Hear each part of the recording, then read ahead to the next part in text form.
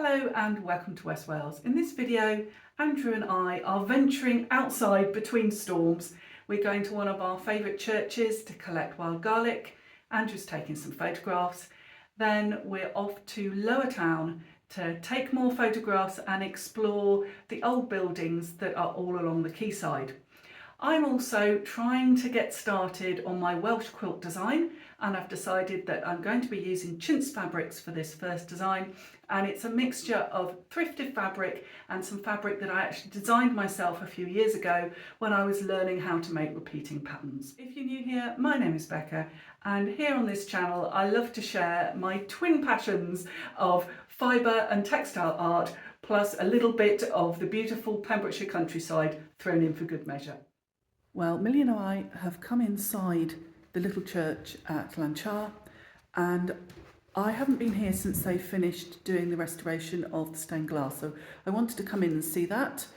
Andrew is of course outside taking photographs. He might make a cameo appearance a bit later in the video, but you know, as I've said before, he's not really that bothered about being in the video, so he is here, he is doing his thing. The dog is very excited because I think they have mice in this church because she is on it.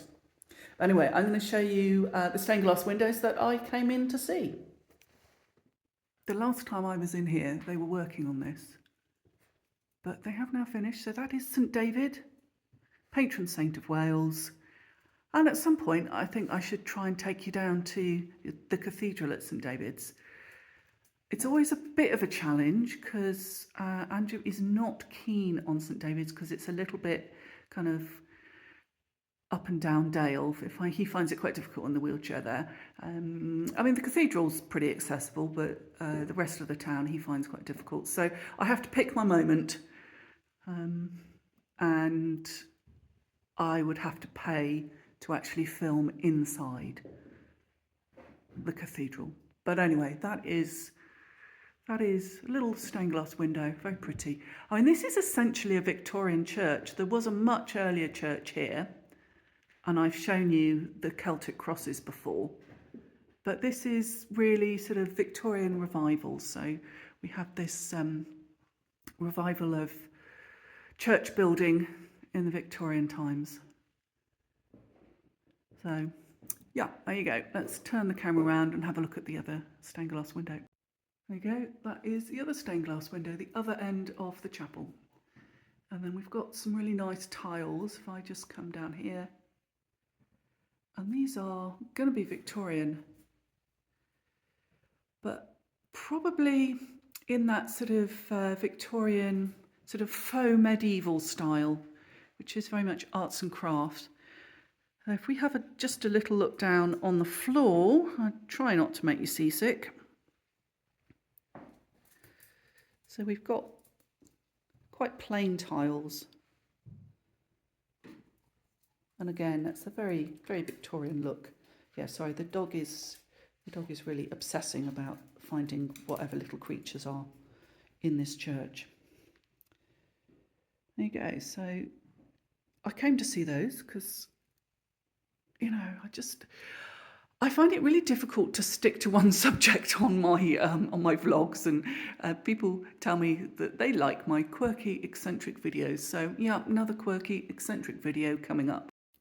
So this is a Pilgrim Church, which means that there is no regular service here, but it is open for private contemplation.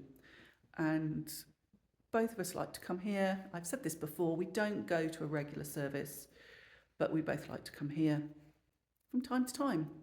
Anyway, let's go out into the churchyard. I don't think there's going to be any wildflowers, but I have spotted wild garlic. So I think that's on the menu for tonight. So this is what we're looking for.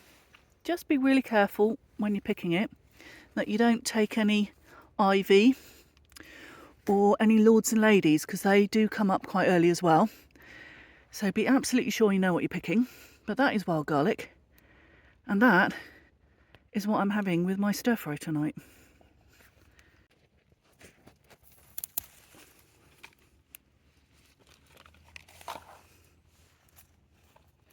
I'm looking somewhat windswept because it's quite windy.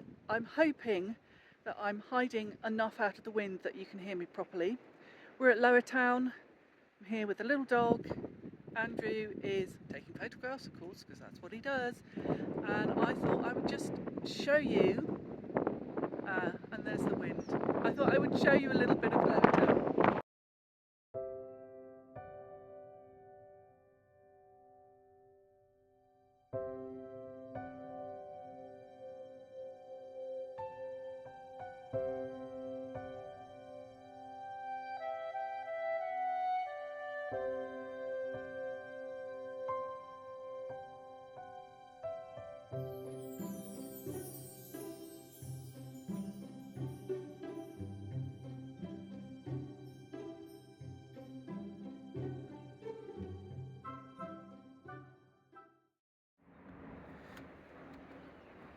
So that's the Yach Club, and you can go and have a nice snack, a tea, crab sandwich in the season. Not this time of the year. I mean, I think at the weekends quite often they open up, but we're in the middle of the week, so very closed. So I'll go and have a look at some of the other houses. A lot of these are holiday cottages. I think there's a couple houses along here still lived in full time, but most of them are holiday cottages. In the summer, this whole quay will be alive with visitors, children with their crabbing lines, local fishermen landing their catch, and people just going for a walk and enjoying the beautiful, colourful cottages and wonderful scenery. But today, mid-January, it's gloriously sunny, a bit windy, but very, very empty.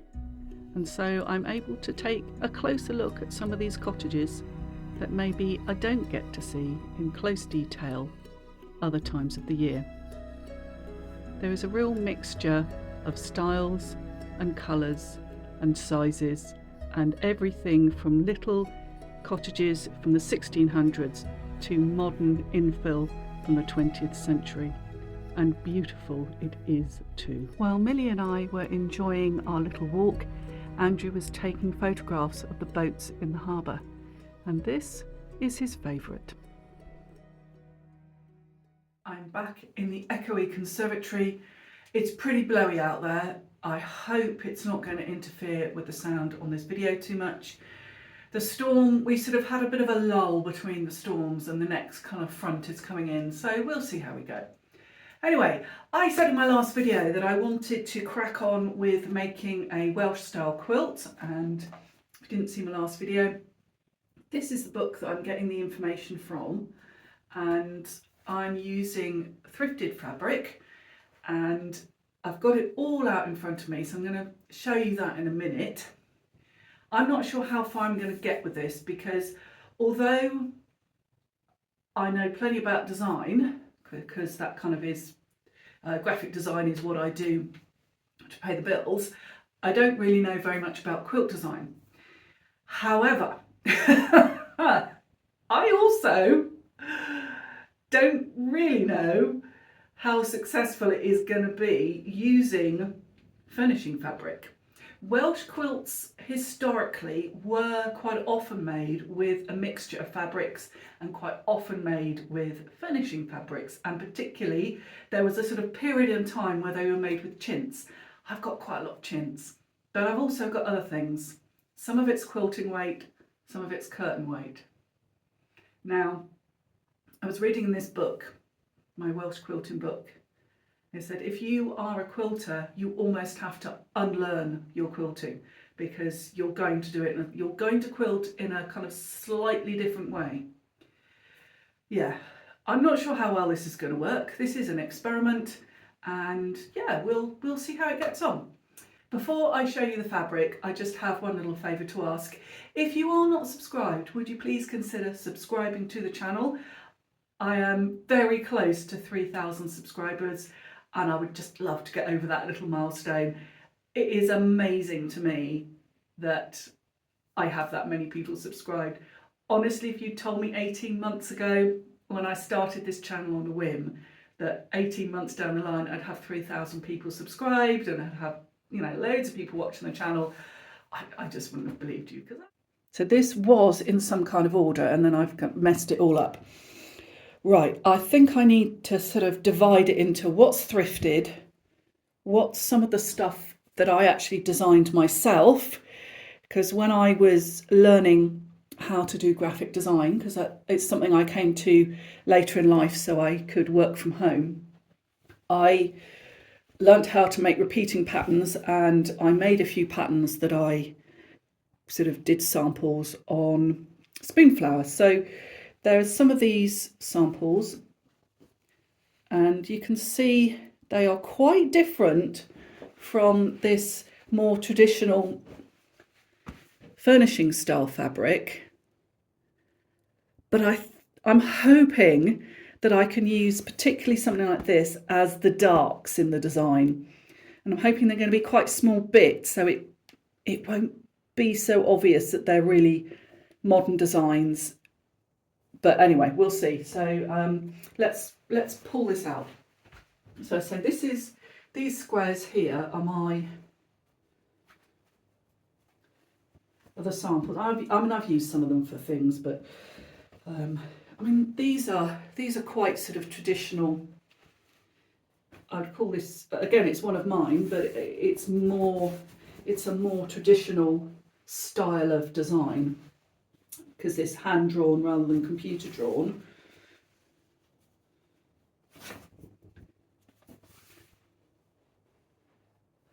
But I'm not sure that they're really going to be right for what I want to do. Okay, so this is, I'm going to separate out my stuff. This is stuff I've designed. The rest of this is all things I have thrifted over the last few weeks with a Welsh quilt in mind. And you can see what I mean. I've got quite a lot of lights. I mean, this, I really like this, but I don't know that it's going to be, I mean, I think maybe I'll just make something else out of this because I don't think that's going to work in a quilt. Well, not for the size I'm making. I mean, I love it, but probably not right. So for the Welsh quilt, I need a central medallion. So I was thinking that this might be my central medallion, and then I can use, not have a huge central square and probably have it square rather than offset, and then build my design out from around it.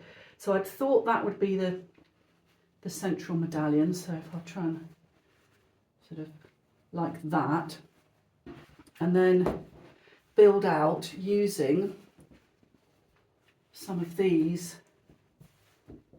different fabrics that I've got, but I haven't got enough darks. And I mean, that's pretty dark, and I'm thinking if I have small pieces of this, it won't be so noticeable that it's this really modern style opposed to this chintzy style. I mean, this is another nice chintz that I found, and I love it, but I don't think it's right for these greens and sort of, I don't know what we call corals or oranges. Then I also have bits of a jelly roll that I bought, and I think they may well end up being some of my darks. Yeah, so that's what I'm thinking of. Quite often they use stripes in Welsh quilts, so I have got stripes, but I don't think I want to use that. I think I will use one of my designs, that stripe.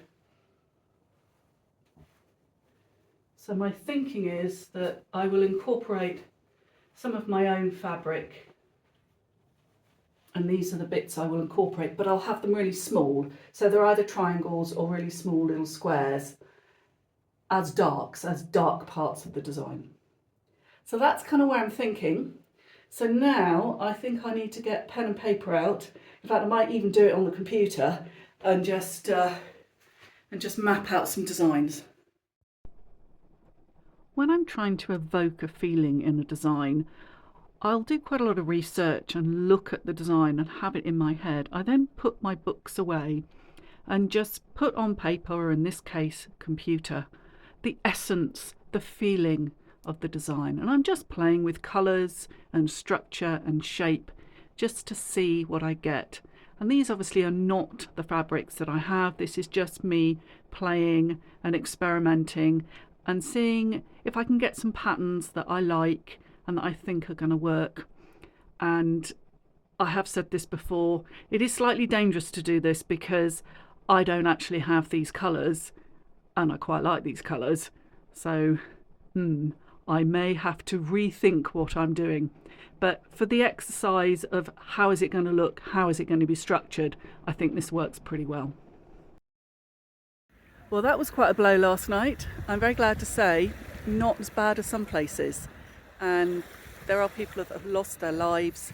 And according to the BBC website, there's about 1 million people without electricity this morning. So yeah, very glad not to be among that number. We've come down to the beach, always a good place after a storm.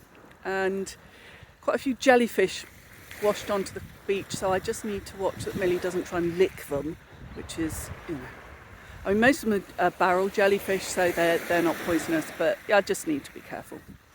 Anyway, so last night I decided that I would actually stop looking at all the theory of making a quilt and actually do a little prototype and have a try.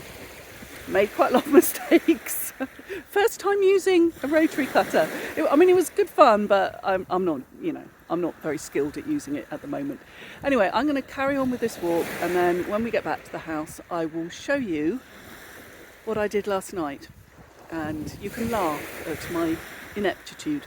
Anyway, I will turn you around, show you where we are. We are walking along Goodick Beach this morning, and it's about 8 degrees C, I think. Very light wind.